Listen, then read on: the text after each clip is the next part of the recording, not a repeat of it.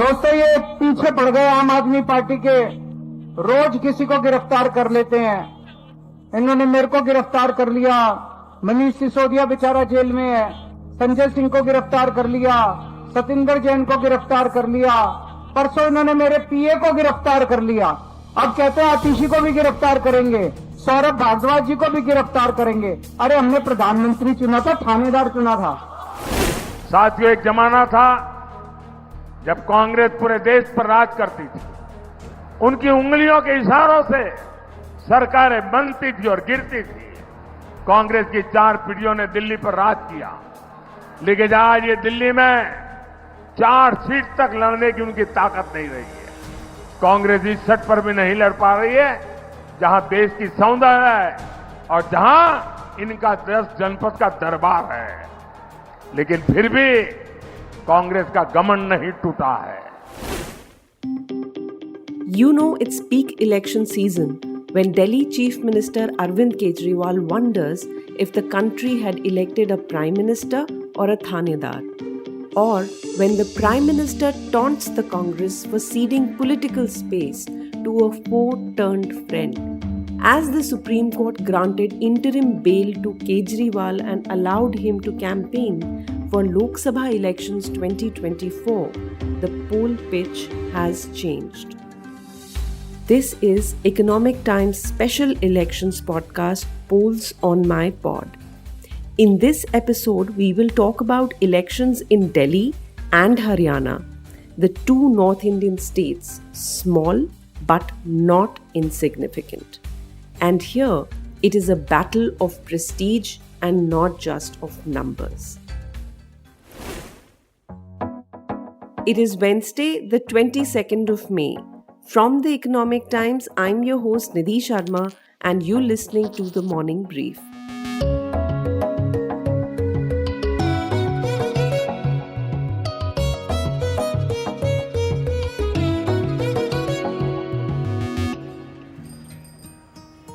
So what is it about Delhi?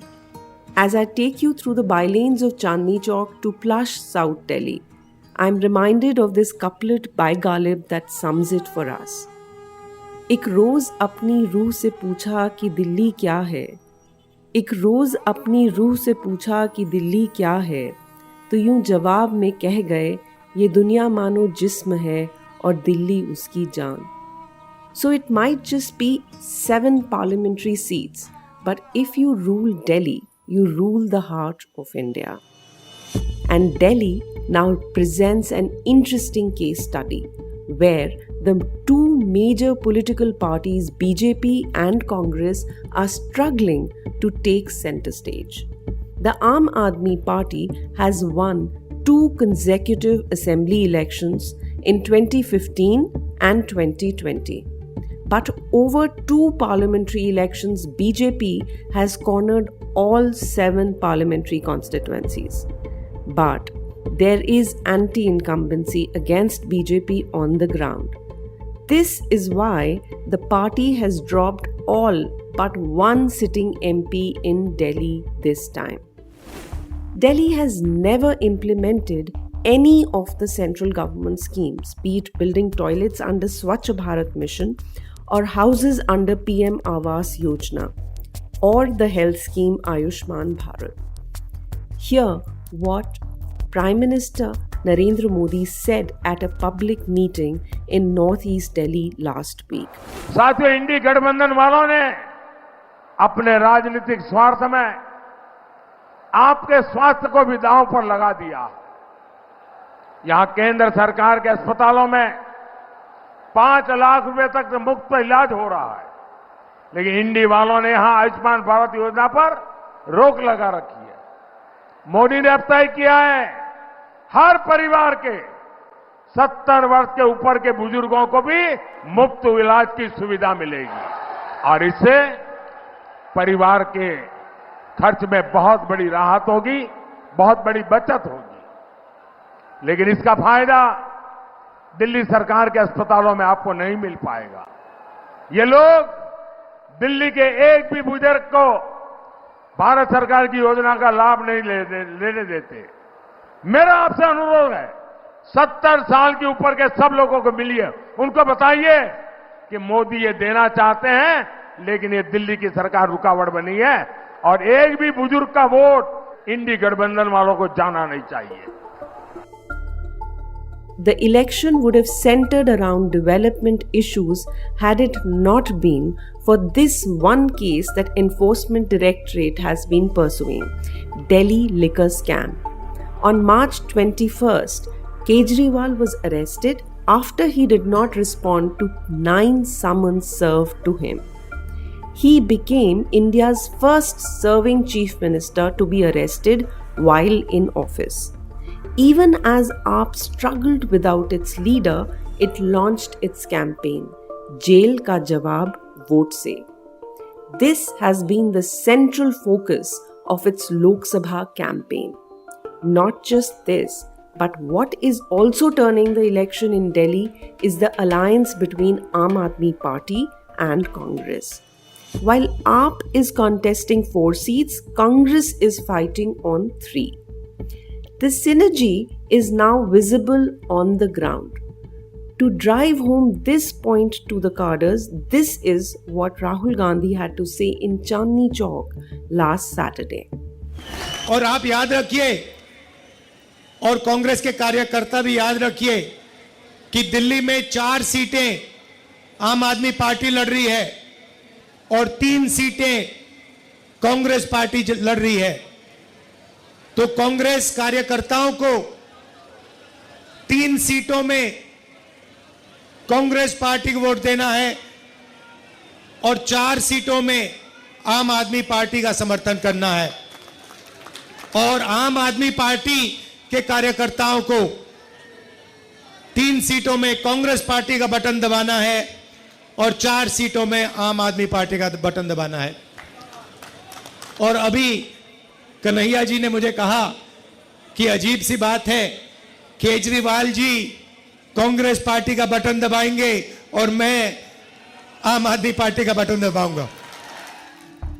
This is the first election in the capital since the 2020 riots in northeast Delhi, which claimed 53 lives and left 583 injured. About 13% of Delhi's population belongs to the Muslim community, a vote bank that both Congress and Aam Aadmi Party have voted. In Chandni Chowk constituency, both BJP candidate Praveen Khandelwal and Congress's JP Agarwal tread carefully on the question of minority vote. Khandelwal put forward his track record during sealing drive in Delhi to drive home the point that the minority vote is no different from the Hindu vote. जब उर्दू मैदान पर ceiling का मौका आया तो कौन खड़ा था? कोई नहीं, कोई कांग्रेस का आदमी नहीं आया था, कोई जयप्रकाश अग्रवाल नहीं खड़ा था। उस वक्त प्रवीण खंडेलवाल अपनी पूरी ताकत से वहां पर खड़ा हुआ था, चाहे वो बल्ली महाराज का मसला हो। सीलिंग तो हर जगह थी ना सर, और उनके साथ में मैंने तो उस वक्त नहीं सोचा, या मेरे नेता नरेंद्र मोदी अगर कोई स्कीम लेकर के आए, वो विश्वकर्मा स्कीम लाए, स्वनिधि लाए, दुनिया भर की स्कीम लाए, क्या उसमें डिफरेंशिएट किया कि इनको नहीं मिलेगा और इनको मिलेगा? And JP Agarwal spoke about standing with the most vulnerable. मैं बुनियादी तौर पर काम करने वाला आदमी हूँ और मुझे बुनियादी मुद्दों से मोहब्बत है लोगों के। मैं सबसे पहले सबसे कमजोर का हाथ पकड़ता हूँ। मैं कभी उसका चेहरा नहीं देखता। मेरे लिए सब मेरे दोस्त हैं, सब मेरे भाई। In 2019, AAP and Congress had fought the election separately, and the minority vote had got fragmented. But in 2024, the community may vote en bloc, making it an interesting election to watch.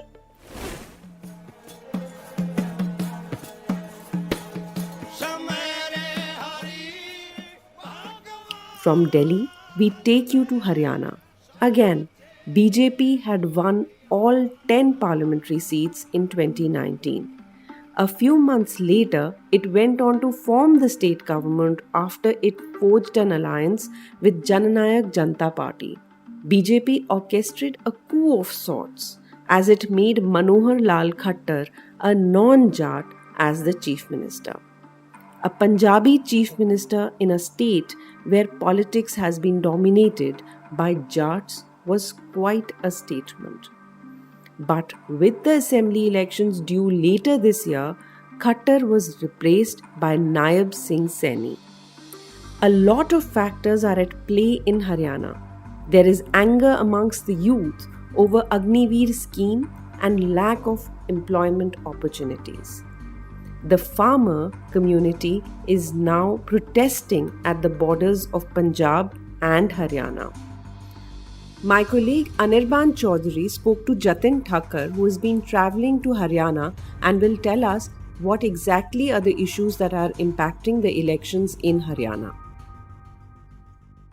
What has gone wrong for BJP in Haryana?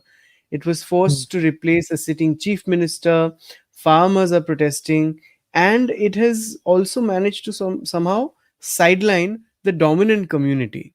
Where is it going wrong? See, when you talk about Haryana, how do Haryanvis see their Haryana? They say, Desa mein Des Haryana, jit doodh dahi ka khan. Now, this saying is that the Haryana is all about having milk and milk-made products. This shows the philosophy, the culture of Haryana. In case of Haryana, the agriculture is not merely a profession, it's a culture. In Haryana, we'll find in one family, if there are two sons, if one is doing handling the farming, the other one is in army. Or one of them might be engaged in the sports activity.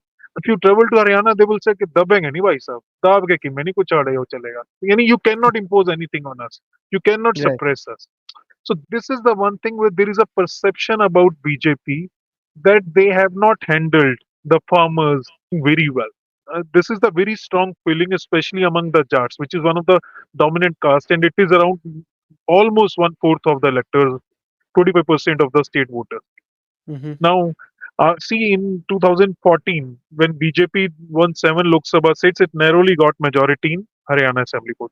In 2019, BJP won all 10 Lok Sabha seats. It was perhaps after the first time since its inception, it won all 10 Lok Sabha seats, and it included one Lok Sabha seat of Sirsa, which it won first time since independence. Even Jansangh never won Sirsa. Right? It was only Janta Party which won all 7 Lok Sabha seats, barring Congress one up. That also after emergency. So, to sweep Haryana, you need a very powerful sentiment. And that sentiment last time was your terrorist attack in Pulwama and followed by Balakot airstrike. They pushed that sentiment. BJP got 58% vote share. But that was the case in June 2019. Coming to October 2019, the vote share declined to 36%. Again, there was sentiment against the state government. There were issues here and there. The dominant caste was against them. And see, if you talk to any Khap Chaudhry or any seniors of Jat, they say जाटों के vote नहीं गांव गिना करते हैं जित लड़ दर्द है उधर वोट पड़ जाता है. They try to say that even if there are 2,000 voters in one village and there are 500 Jats, Jats will hold the so sway that all 1,000, 1,200 will vote for them, because they will take care of them around the 5 years for their every issues, whether they have any issues with local Tehsildar or with local police official, they will take care of that. Now here the BJP tried to do a non-Jat politics. Politically and strategically speaking, it was very good. But many believe that BJP, rather than doing for a non-Jat politics, indulge in anti-Jat politics. But in last 8 to 9 years during its tenure, the BJP has done few things well as well. One of them was the recruitment in government sector, which is a very, very touchy issue in Haryana. Because of the land holding coming down, reducing, everyone is looking for a government job, for a stable income. So in that BJP has opted more or less majority or most of the jobs BJP have given on merit. Secondly, the area where the javelin craze is there because of Neeraj Chopra, who is from nearby Karnal only. In many parts across the Haryana, you will find boys and girls doing kabaddi, playing kho-kho and all those things. So when they see the wrestlers are not given a proper treatment, they feel sorry. They feel that their passion, their commitment, their hard work is not welcomed. So these are the factors. But besides that, the Modi factor, the free ration, and the BJP making inroads in OBCs and Haryana could help it to hold its vote. But whether it will win all 10 Lok Sabha seats, it looks very difficult, because on some seats like Rohtak, Dipender with the Shelja in Sirsa. They seem to be in a strong position. Okay, so Jatin, it's a multi-cornered sort of a contest in several constituencies, right? Even a four-cornered contest in some. So how's it playing out, and who's playing spoiler for whom? In few of the constituencies, it looked like a multi-cornered contest, especially the Kurukshetra, from where AAP is contesting, and the Congress left the seat for AAP as its India bloc partner. AAP Sushil Gupta is contesting against Naveen Jindal, a former Congress leader and industrialist who joined BJP just ahead of Lok Sabha polls. Here, the INLD leader Abhay Chautala, son of former Chief Minister Om Prakash Chautala and grandson of former Deputy Prime Minister Devilal is contesting.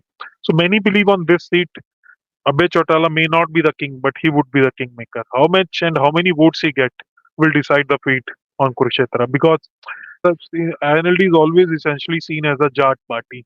So this time Jats are not vote. This time Jat seems to be consolidated against BJP as a big section of Jats. So if Abhay Chautala able to make inroads in that, then he will make the path easy for Naveen Jindal to again get elected MP from Kurukshetra. Got it. Similarly, on the Karnal Lok Sabha seat, though BJP won this Lok Sabha seat by more than 6 lakh votes. This was the second highest margin of BJP in 2019 Lok Sabha election. That shows the scale and the size of BJP victory in 2019 Lok Sabha polls. This time, former Chief Minister of Haryana, Manohar Lal, is contesting from this seat.